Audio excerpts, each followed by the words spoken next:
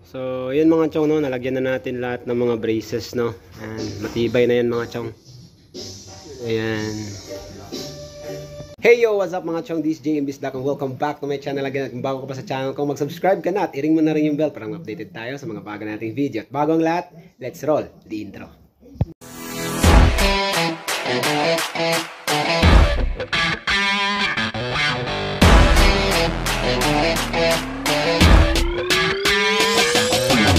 Hey yo, what's up mga chong? So yun mga chong, no, at matagal-tagal tayong hindi nagkita mga chong, at matagal-tagal tayong hindi nakapag-upload ng ating mga content dahil sa kadahilanan nga na nawala yung cellphone ko at nandun lahat ng file. So ngayon mga chong ay meron na tayong cellphone na naman na tawag na ito, pang vlog natin, pero hindi siya bago ba, pina-repair ko lang. Pero anyway mga chong, may iba tayo mga chong. So for today's vlog mga chong, ang gagawin natin ngayon ay papakita natin sa inyo kung paano magkabit ng kisame sa bahay man, sa building man, or kahit ano pa man yan. So ipapakita natin sa inyo kung paano magkabit ng kisame mga chong. At bago tayo magkabit ng kisame mga chong, papakita ko muna sa inyo kung paano gumawa o mag-install ng ating metal framing mga chong, at ang kanyang mga tawag nito, yung mga standard size, standard na sukat. I mean, so in English ko lang, tinagalog ko lang. So ayan mga chong, wala nang paligay-ligay pa. Let's go. So ayan mga chong, no, nandito na tayo ngayon sa ating area kung saan tayo magkakabit ng ating kisame. So ito yung bahay ng ating customer mga chong. So yung gagawin niya dito sa bahay niya, ipaparenovate niya, papipinturahan niya, at ipapakisamihan niya mga chong. Although meron na tong kisame mga chong, pero yung gamit ng ating kisame nila na luma ay plywood pa lang mga chong, no? So halos ano na, tawag nito, masisira na siya mga chong. So papalitan natin yan ng panibagong kisame gamit yung ating PVC panel mga chong, no? So ayan, bago natin papakita sa inyo kung paano tayo magkabit ng PVC panel na ceiling mga chong, ay papakita ko muna sa inyo paano gumawa ng ating metal framing, at papakita ko sa inyo yung mga standard sizes ng ating mga metal paring, C-channel, W-clip, paano gagamitin mga chong. So yung ating mga wall angle, so ipapakita natin lahat yan sa inyo. So para ito sa mga baguhan na nag-aaral pa lang paano mag metal framing sa pagkabit ng ating kisame or ano pa man yan, PVC panel tawag nito yung Hardiplex, yan pwede yan mga chong. So ito ang gagawin natin dito sa bahay niya. So ayan, meron na yung tawag nito, meron na yung kisame. So babakbakin natin to. So halos nakikita nyo yung mga gamit niya ay binalot natin ng tawag nito, tawag sa Bisaya kasi dito ay trapal. So ayan, so at least yung mga ibang gamit nila ay natabunan natin yung mga appliances nila para hindi maalikabukkan. So para maiwas sira, kagaya ng aircon nila, binalot natin yan. So yan ang isa sa mga disadvantage mga chong kapag tayo ay nagtrabaho sa isang bahay na tawag na to, parang tinuluyan na, or I mean yung tinirhan na ng may-ari. So ngayon pag gagawin nyo magkisame kayo or ano bang gagawin nyo sa bahay nila, talagang it's either na hakutin nila palabas yung gamit nila. Kung meron silang tawag nito, meron silang bodega, so kailangan palabas muna lahat. So ang gagawin namin dito, dahil sa bahay nila ay walang bodega, ang ginawa namin ay binalot natin ng trapal, or yung kahit anong panggamit na pambalot niyo, basta lang hindi alikabukan yung mga gamit nila, lalo pat mayroong mga sofa. So ayan mga chong, no, ito yung sala nila mga chong, o dating kwarto nila, ginawa na nilang sala. Ayan. So lalagyan natin ng cove type ceiling yan gamit yung ating PVC panel. Tapos ito naman yung kanilang kusina / sala pa rin. So ito walang kisame to. So naka-steel na siya, no? Steel truss na siya mga chong. So hindi mahirap kabitan ng ating gagawin natin na metal framing mga chong, no? So ito yung nila. So ito yung gagawin nilang mini bar.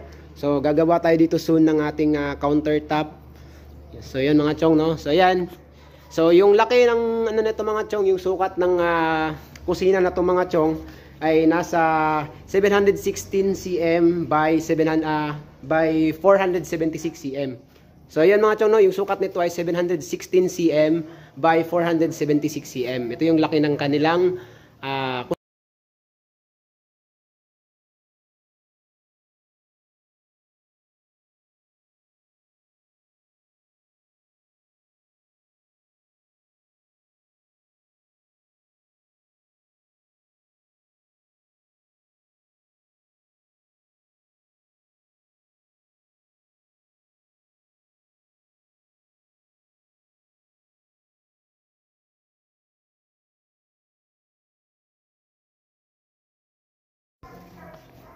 So, ayun mga chong, no, napakita na natin sa inyo yung area at saan tayo magkakabit ng ating kisame. So, for today's vlog mga chong, ulitin ko lang mga chong, ipapakita ko sa inyo kung paano muna gumawa ng ating metal framing mga chong. At saka, papakita ko rin sa inyo yung mga standard na sukat, yung mga agwat ng metal paring, paano gamitin yung C-channel, W-clip, at saka yung tawag nito, at saka yung mga wall angle natin mga chong. Okay? So, wala nang paligoy-ligoy mga chong. Let's go! So, yun mga chong, no? Dito na tayo sa area. So, simula kami dito sa kusina mga chong, no? Ayan. So, yung gagawin natin unang-una dito mga chong ay galing dito sa flooring, papunta dito sa taas. So, nagsukat tayo dito. Nakikita nyo dyan, meron tayong nakalagay na guhit, no? Ayan. So, 9 feet po yan. Galing dun sa flooring papunta dito. So ito na yung pinaka-ceiling natin mga chong. And then yung cove type naman natin ay baba tayo dito ng tawag nito 20 cm kapag mag-i-install na tayo ng frame ng ating cove type, no. So yun lang mga chong, no. So ang gagawin natin dito mga chong, hinahanda na natin yung ating level hose, no. So para talagang eksakto yung ating sukat lahat dito. So ito, nakaguhit na tayo dito sa mismong kanto natin ng 9 feet. So ayan, 9 feet po yan. So ito yung gagawin nating sukat, base natin dito, and then level hose na lang natin para maguhitan po lahat na nandito. So yun lang mga chong, no. So pagkatapos nyan, install na natin yung ating C-channel mamaya. So yun lang, let's go. So ayan mga chong, no. So sa napag-usapan natin kanina, no, galing sa flooring papunta dun sa taas ay 9 feet yung sinukat natin. Tapos isang ginuhitan namin yung 9 feet, tapos gumamit kami ng level hose para masukatan lahat dito para talagang accurate yung sukat na 9 feet pataas, no. So after niya naming nasukat lahat, na ginamit namin yung level hose para masukat lahat ng 9 feet galing sa flooring pataas, ay gumamit kami ng nylon, no. Ayan, ginamitan namin ng nylon dito sa kabila, kung nakikita nyo yan. So nylon ang ginamit natin dyan para talagang straight. So kasi wala kaming yung tinatawag naming pitik, sa Bisaya, pitik yung ginagamit namin dito para at least diretso marka na siya. So wala kaming pitik, ang ginamit natin dyan ay nylon. Kinabitan natin ng nylon dito sa kabila. Yan, tapos dito naman sa kabila papunta dyan. So ayan, tapos after natin maikabit yan, kasi panglas na natin ikabit yung nylon na yan, so ikakabit natin dito yung ating C-channel. Ito yung ating C-channel mga chong, no. So yan siya. So ikakabit natin yan papunta dyan, galing dyan papunta doon. So yan, magkabilaan yan pa ganon, pa ganon. So ang sukat natin dyan standard mga chong, ang agwat ng ang distance ng ating C-channel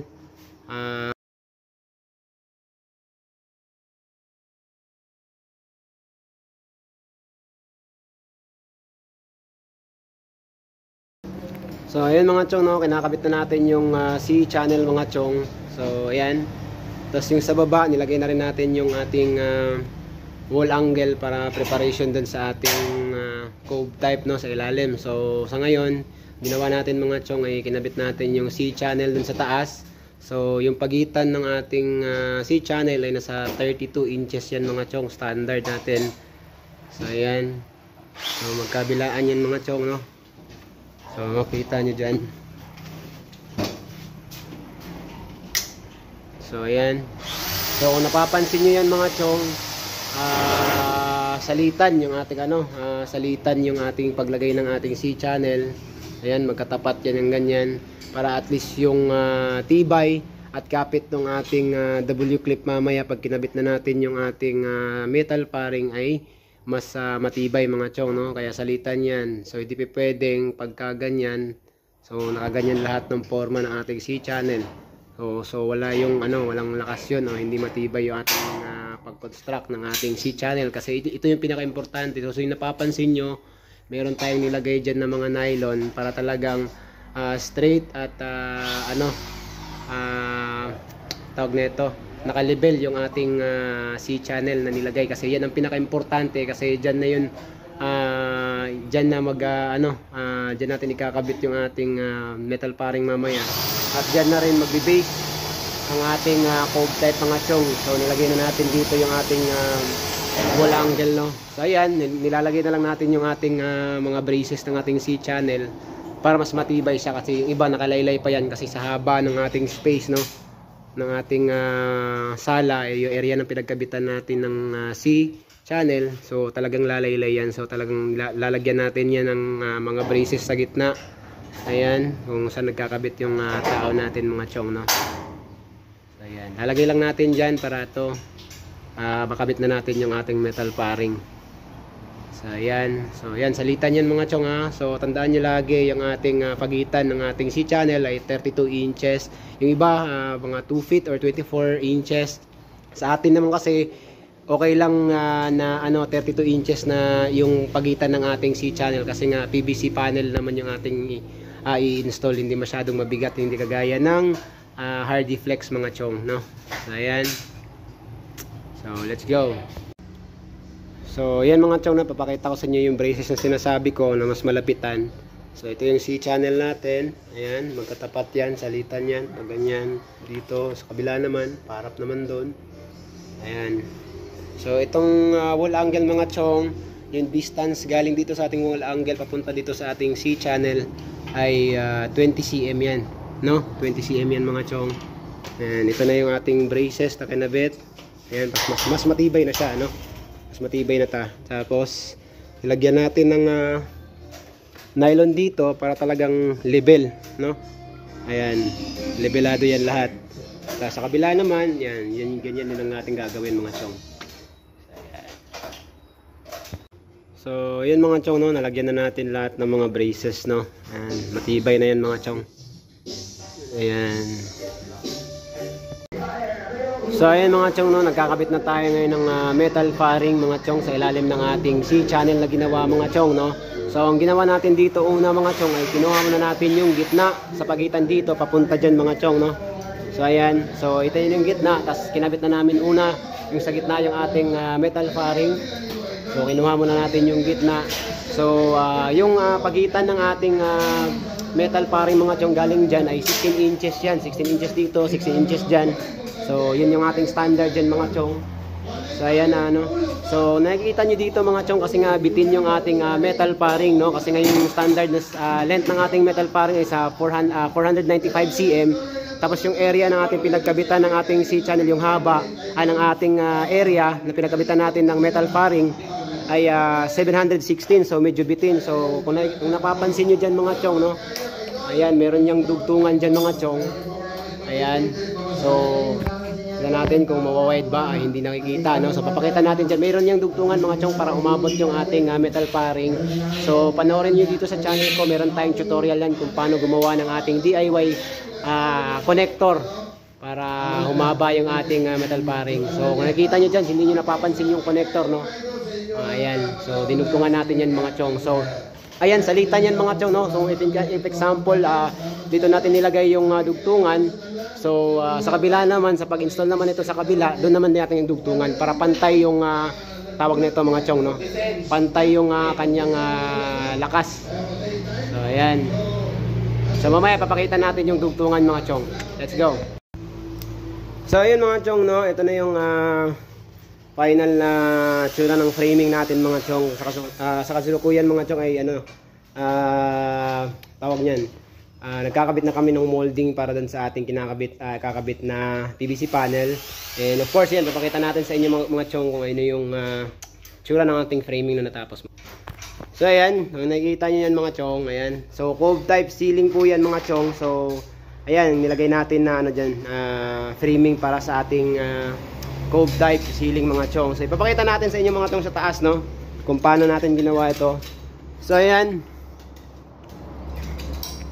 paano natin ginamit yung ating metal paring, C-channel, W-clip, and wall angle mga chong. So ayan, nakikita nyo dyan sa taas, no. Ayan. Ayan. So ayan. So nakita nyo naman dito sa video mga chong, una natin kinabit yung ating C-channel. So ito. So kailangan siguraduhin nyo yung C-channel na in-install natin dito mga chong ay dapat nakaano yan mga chong, no. Levelado yan. So, dapat naka-level yan. So, dapat gagamitan nyo ng nylon. Hindi ko alam kung anong tawag nun, Brad, yung nylon. Linsa. Linsa kasi yun sa Bisaya, mga chong. Pero sa ano, parang ano yan? Tanisi ba yung tawag yan? Basta ganon. Lilevelan nyo itong to para at least lahat ay levelado to. So, pag kinabit na natin yung metal faring sa ilalim, ito. So, ayan, papakita natin para medyo ano. So ayan, so ito yung ating C channel mga chong, no. Ito yung C channel natin. Medyo blurred. Ayan. Ito yung C channel natin. So paano natin ginawa to? Dapat levelado to mga chong. Ito yung unang in-install natin.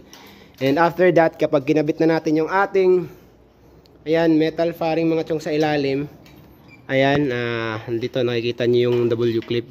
So ayan. So hindi na natin yan ni-rebits, pero pag gusto niyo makasigurado na talagang matibay, pwede kayong mag-rebits dito, or either magkabilaan yung W clip na i-install nyo. So dito sa kabila, lalagyan nyo ng W clip, sa kabila naman dito, lalagyan nyo ng W clip. So ang ginawa ko dito mga chong ay yung pinakauna lang ang nilagyan natin ng blind rivets. So nakikita nyo yan. So ayan. So ganyan siya katibay mga chong, no.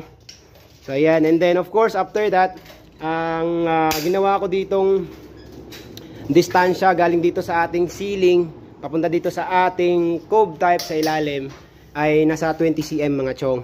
Ayan, no, 20 cm yan. So yung ating tawag nito brace dito tayo nagkabit ng mga brace sa gilid. Ayan. Yan, may mga braces po yan, and of course yung ating C channel naka-brace din po yan sa ating steel truss sa taas. So nakikita niyo sa taas may mga nakasabit diyan ng mga C channel na mga braces diyan para sa ating C channel, no, para at least mas matibay talaga siya mga chong. Ayan, no, kahit na ayunin natin yan, talagang matibay yan, hindi siya umaalog-alog. So ayan, ito galing dito sa ating ceiling papunta dito sa ating cove type sa ilalim. So nasa 20 cm yan. So para mas mabilis lang, ganoon na yung kinabit mga chong, no. Yan, ganoon yung ginawa natin. Ayan. So kinabit natin siya dito. So ayan. So ito, medyo malapad yung ating tawag nito, yung cove natin sa ilalim, medyo malapad yan, nasa 110 cm. Kasi yung ilalagay natin mga chong na PVC panel sa taas ay nasa 200 cm lang. Yung pagganon niya, yung haba ng ating PVC panel, 200 cm lang. So sinakto natin na hindi na tayo magdugtong sa gitna para mas magandang tingnan yung ating PVC ceiling mga chong. PVC panel natin, wala siyang dugtong sa gitna. So hinabol natin na para at least 295 cm yung papunta doon, and sakto sa ilalim yung ating siguradong matatabunan yan pag ganito. So ayan mga chong, no, ganun lang kabilis mag-install ng ating metal framing mga chong, gamit yung ating C channel, metal faring, W clip, and wall angle. Of course, papakita pala natin yung ating wall angle mga chong. Dito sa ating C channel, dito, eto mga chong, hindi na tayo naglagay dyan ng wall angle doon, no, para at least mas makatipid yung may-ari. And then sa ilalim na tayo nagkabit ng hindi na natin nakita kasi nga may molding na. So yan, may wall angle yan dyan sa baba. Pero sa taas, ayan, sa taas ng ating C channel, wala yan dyan. So para at least mas makatipid siya. So lalagyan lang natin ng level to para at least talagang levelado siya. So ayan, so ipapakita natin yung itsura kung ano yung anong kinalabasan niya, kasi meron na kaming na-install na PVC panel, no. So ayan, papakita natin dito sa area kung ano yung mukha niya mga chong, no. So ito yung hindi natin nakabitan mga chong, no. Ayan siya. So ito na yung cove type niya. Nakapagkabit na tayo dyan ng PVC panel sa mga mga corner niya mga chong para mas malinis tingnan. So ayan yung itsura niya mga chong. So yung mga na-install natin mga chong, ito na itsura niya, oh. Ayan. So maganda na siya tingnan mga chong, no. So ayan, kasi ayan natin nilagay yan kasi 295 yan mga chong, hinabol lang natin. Saka kami naglagay ng wall angle dyan. So hanggang dyan lang siya para at least pag tiningnan natin dun sa ilalim, hindi siya masyadong nakikita. Ayan, so naglagay din tayo ng dyan. So ayan, papanoorin nyo dito sa channel ko mga chong, no. Ayan, ganun lang kasimple ganun lang kasimple mag-install ng ating metal framing para sa ating tawag nito ng PVC panel mga chong. And of course, same lang kahit anong gagawin natin, tawag nito, mag-cover tayo ng tawag nito, hardy flex, gypsum board ba yan tawag dyan? O yan, pwede yung gawin tong framing na to No, dyan lang kabilis. And of course, yung anong nilagay natin, yung C channel natin, yung mga chong galing dyan, papunta doon. Papunta doon, ang ginawa ko dyan ay 32 inches lang yan mga chong, yung distansya niyan, papunta doon, yung C channel sa taas, no? Ayan. And then, yung ating yung ating PVC, yung ating metal paring, ayan, same lang yan sa baba, no? 16 inches yan, distansya na yan. Ayan, 16 inches. So, ayan mga chong, no? So, ganun lang kasimple mga chong. Ayan, yung cove type natin. So ayan mga chong, panoorin nyo din sa channel ko na to kung paano tayo nag-install, kung paano mag-install ng PVC panel mga chong, no? So, ayan, sana meron kayo natutunan dito sa video na to mga chong. And of course, may meron, iba't iba tayo ng diskarte sa mga nagumagawa dyan ng metal framing din para sa kanilang ceiling or cove type ceiling mga chong. Iba't iba tayo ng diskarte. Merong iba dyan, mas magaling pa sa akin. Pero I hope so na sana may natutunan kayo dito sa video na to mga chong. And of course, sa mga hindi pa nakapag-subscribe dyan mga chong, mag-subscribe na kayo at i-ring na rin yung bell para updated tayo sa mga bago nating videos. Hanggang dito na lang mga chong. This is JM Bisdak. Peace out. Woo! Kuyoy. Hey yo, what's up mga chong?